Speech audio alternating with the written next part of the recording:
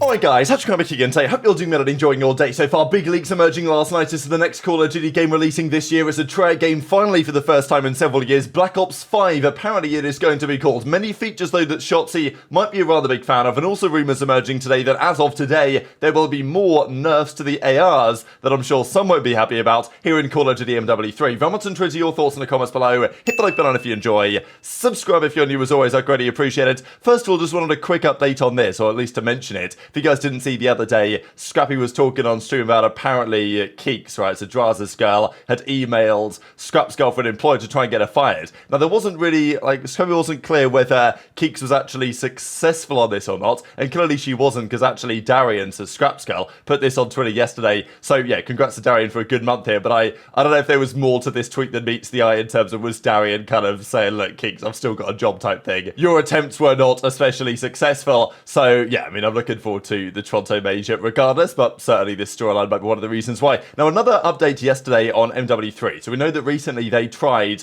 all of these weapons in ranked just to see how it would go. And, well, they explain what their findings were, and as a result, what they're actually going to do about it. So there were a number of graphics they put up here. The pick rate, this is what it used to be, or at least what it initially was, and then over time it changed. You see the MCW, of course, being the dominant weapon, the Rival 9, of course, only at 15%. That then changed over time. We saw more Holgers in play, we saw the WSP Swarm most certainly in play, and other weapons getting used as well. This was then the KD ratios for the weapons. The MCW at a flat 1.0, the other weapons above that. What was probably the most fascinating graphic though, by quite some way, was actually this one from Sledgehammer, which is KD ratio over distance. So when they were trying all these weapons, this is what we saw. And there's a quite clear trend of the SMGs being good up close and worse over range, as of course you would expect, and the ARs the other way around.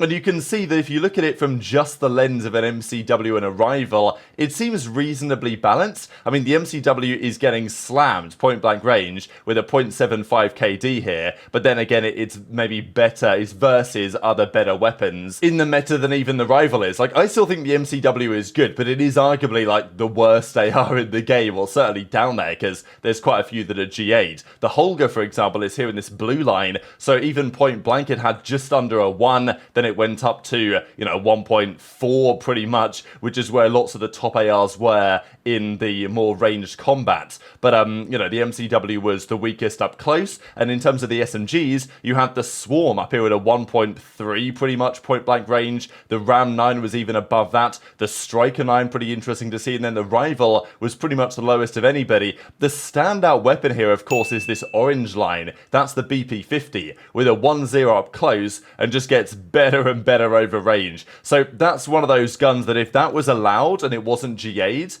it's quite likely you would see 6 to 8 of those on the map at any point, just because it's an absolute do-it-all. Whereas the current meta with the Rival and the MCW on this evidence probably isn't too bad, and seems reasonably balanced to me. I would love a world in which we could have a 3-weapon meta again, but as I've said for years, I think the gunsmith doesn't help, because you can effectively take the gun you want to use and then make it however you please. Whereas back in the day, every gun had its own quirks and kind of intricacies, because everyone was running quick draw stock, so, the gun was the gun, and that was basically it, whereas nowadays you've got a million attachments to make it exactly how you choose, which means that there's no reason to use another weapon, you'll just use the main thing, but, we talked about that for years. However, this is also what they go on to say: we recognise that SMGs are underperforming compared to ARs. One of the first changes from this observation is reducing the hipfire accuracy for ARs for the Season 3 Reloaded updates. So this is pretty interesting, because this is, I would say, true in the grand scheme of the game, but in pro play, of course, when these other ARs are not actually used, and it's only the MCW that's used, it doesn't necessarily seem so unbalanced to me. But at the same time, I suppose, the hipfire accuracy up close, is it going to make that much difference for the ARs? I feel like they're already getting slammed point blank by a Rival, so I'm not sure this is going to make a massive amount of difference. the other point, of course, is that the Renetti might just be used more. Like, close range, if this happens today and the hipfire accuracy is reduced on the ARs, and they make, like, other nerfs to the ARs as well, I don't know. And even as Octane replies to a Zuma post that was deleted, I'm not exactly sure what Zuma said, but Octane says, yeah, devs are sub-players, man, and we've been known this. So the ARs, I'm sure, if this happens today, are not going to be so happy about it. We know that Dashy was certainly railing against the changes that were recently made, nerfing the MCW, feeling that the rifle was becoming too strong. But as we've seen over the last couple of weeks, the rifle probably is the stronger gun, but I don't think the meta is ridiculously unfair as it stands. And what we might now see is more AR players just using the Renetti at close range. Like, if they're ever in a gunfight, which is kind of nearly point blank, just pull out the Renetti, because that gun is very strong, that pistol, of course, and it's helping ARs keep pace with the SMGs, I would say, in some of those combat situations. The SMG players might continue to be quite happy about this. We know that, as Scump says the other day, the general feeling is that AR players are more impactful than SMG players, which is kind of why, if you're going to build a roster, ideally you'll start with your SMGs, and ideally some very good SMGs at that. And the reason why, if you look at challenges right now, the majority of the top performers are AR players. It's just really difficult to be consistently impactful on the SMG, and those that are, well, they are the best players pretty much in the league. And Shotzzy is certainly one of those players at the moment, certainly like online, the last couple of stages, Shotzzy has been absurdly good, and he was good at the Major as well back at Major 2 in Miami, but of course we'll see how it goes this time around. But Shotzzy's been great to watch this year, there should be no surprise about that, given the talent of this guy. But also the question always is, when it comes down to movement, what is the upcoming game going to look like? Because Shotzzy, let's say you had him play World War II, there wasn't really any movement on World War II. You could, sure, there was dolphin diving, you could punch and dive at the same time, which made you go slightly further, you could like shoulder peek corners. That was basically all you had. Like World War II, the skill gap wasn't in terms of movement mechanics, the skill gap was in terms of positioning and making the right decisions on the map at the right time. And it should be no surprise that game, World War II, played very different to the jetpack era of the years prior, and as a result, the winners of the World War II season were largely rather different to who we saw in jetpacks, and that was the biggest difference you've ever seen, really, for some players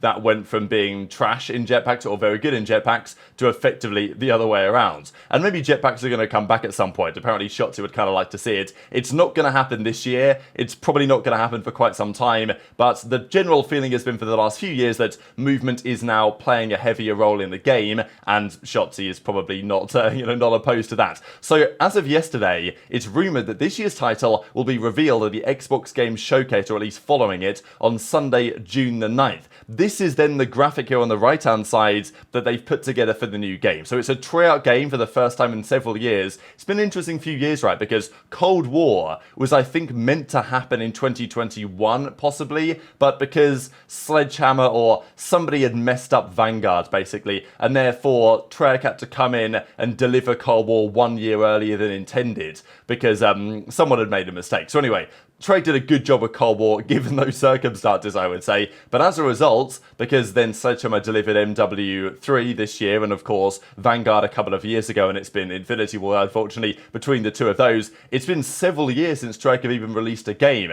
The feeling is that this game, the new title, has been ready for a long time, and, rumour is it's very good. But of course, time will only tell. It's a Treyarch game, so, we've got to be optimistic, as we usually are. It's been a while since I've had a Treyarch game, and of course I'm looking forward to this year, especially if it's kind of like a 2-year thing, because the rumour is that it's going to be Treyarch this year, and then the year after is going to be like Black Ops 2.5, some sort of remastered thing that might not be made fully by Treyarch, but is obviously going to be heavily Treyarch inspired. And we can see on the right hand side, this is the Black Ops Orange, right? I mean, there's no doubt that's what we are looking at here. The game we thought was going to be called Black Ops like Gulf War or something like that. That was the rumour. But yes, we see here Black Ops 2024 reveal teased for June the 9th. They've obviously crossed out a couple of things here, but people have been trying to figure out, okay, what this might say. And it's probably pretty obvious, because bottom right is going to be Activision, this is going to be Call of Duty, and this is going to be the name of the game. And you guys can even work out that that seems to say Ops, doesn't it? I mean, and then it's just going to be the number at the end. So people have probably speculated this is what it says.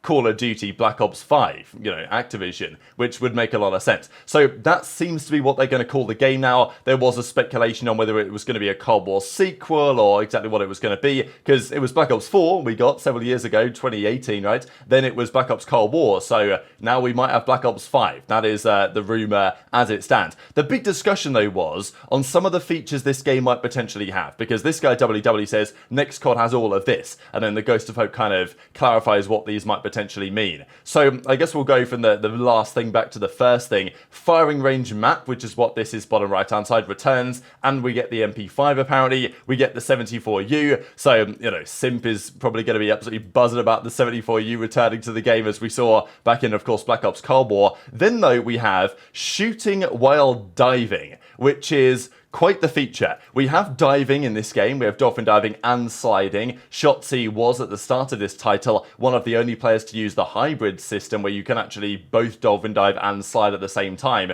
or at least, you know, not just one or the other. Other pros have now gone down a similar route because they see how effective Shotzzy is being with it. We even saw that Drazah and Temp were kind of joking maybe the other day about GAing the dolphin dive to try and stop this Shotzzy guy from being so impactful, because right now from the movement side he is you know, the best player to watch in the game, and understandably having a rather good time with it. But the idea that we can shoot while diving at the same time, potentially fly sideways around the corner and shoot, you know, I'm sure that Shotzzy's got something cooking there. We also have this, you can use enemies as cover, so we're basically taking a player as a hostage here and using them as cover as we run around the map. Now, I'm kind of hoping this is a campaign feature, like a campaign-only feature, but who knows if they put this into multiplayer. It would kind of be like what an assassination is right now, but instead of assassinating them, you take them as a hostage, and then you just, you know, run around the map and use them as cover. But surely the bullets are hitting them, they're going to be hitting you as well. I don't really know. So that's going to be interesting. But to me, it's the shooting while diving thing that I thought was worthy of note. I'll just show a couple of clips here. This is a funny one. And also Shotzzy talking about movement back in Black Ops 3 before, of course, he came into the COD scene. Hey man, fucking. Why does it look like that, dude? Some food? What is it? He has no eyebrows, dude. He looks like such a default NPC character, bro. He just spawned in. Look, he just spawned in like this. Yeah, I'll be an entertainer. Okay, never mind. Dude, it does smell like ass. Look at it, bro. NPC. This is my Twitter. Look, chat. This is like clip in Black Ops 3. This is me. I used to practice a nerd set. So very much intrigued to your thoughts in the comment section below. We have had a couple of questionable titles for the last few years. MW2, MW3, not been the greatest games ever. And hopefully Treyarch can deliver something pretty special this year. As I say, I believe this game has basically been finished for a long time. I think it will come out the box pretty damn polished, and well, hopefully it's damn good. Just one final thing to mention for you guys to follow up on yesterday, Brian's stats. We looked at those numbers for players that have led kills in the grand finals in back-to-back series. These were actually the stats for both grand finals matches this season. So for Major 1, Simp had a 1.21, and we see as follows. So yeah, Simp led the Major 1 grand final kills with 88, despite the fact they lost the series, and then the Major 2 grand final kills, he led at 111. Kenny wasn't far behind at 109, of course, and yeah, so over the 2 grand finals so far this year, Simp's at a 1.25. If he keeps this up with one more grand finals appearance, he'll have one of the best full season finals KDs of all time. The record actually is Formal and Ghost, who didn't play that many finals because he was only really, I mean, Formal was like an absolute anomaly. This guy came from Halo. Very few of the Halo pros were ever even close to making it in COD. There was only a couple, Formal and Enable, that really made it, and there was a couple of others that were kind of like okay, that tried to transition at that time back in 2014, but Formal came in like mid-season and was just like the best player of the game immediately for the end of the title. It was pretty ridiculous, honestly. He had a 1.43 in those grand finals in Ghosts. Slasher is second with a 1.34 in World War II. It's pretty ridiculous, actually, and that's one of the highest kills you're going to see, apart from Formal and Black Ops 3. So yeah, if Simp could maintain this kind of grand finals level, and you've got to think that FaZe and Simp are making at least a couple more grand finals this year with 3 more events to go. You know, FaZe aren't in 2 of these grand finals, I would be, you know, surprised. If they're not in 3, to be honest, I might be kind of surprised on their current performances. So Simp has a chance here to go for some of these records, but very much enjoyed your thoughts on all this stuff in the comment section below. Hit the like button if you enjoyed, subscribe if you're new, take care, and I'll see you next time.